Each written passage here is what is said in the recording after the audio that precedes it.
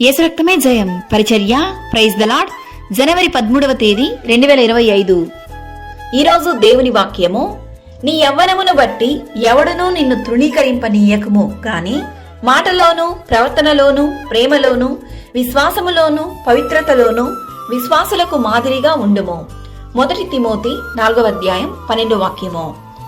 పాపులను రక్షించుటకు క్రీస్తు యేసు లోకమునకు వచ్చినను వాక్యము నమ్మదగినదియు పూర్ణాంగీకారమునకు యోగ్యమైనదియు నయ్యున్నది.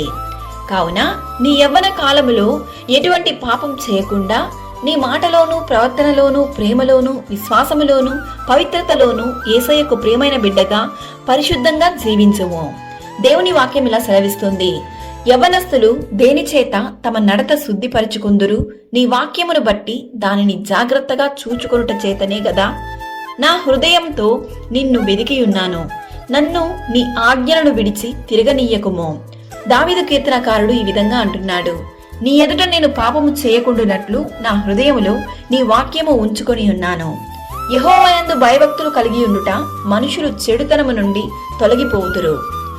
ఈరోజు ఈ వాక్యం వింటున్న ప్రియ దేవుని బిడ్డ, ఈ రోజు మొదలుకొని నీలో ఉన్న ప్రతి విధమైన పాపపు అలవాట్లు, రహస్యకరమైనటువంటి పాపాలు, వాటన్నిటిని విడిచి నీ ఆలోచనలో కూడా పరిశుద్ధతను కనబరుచుము.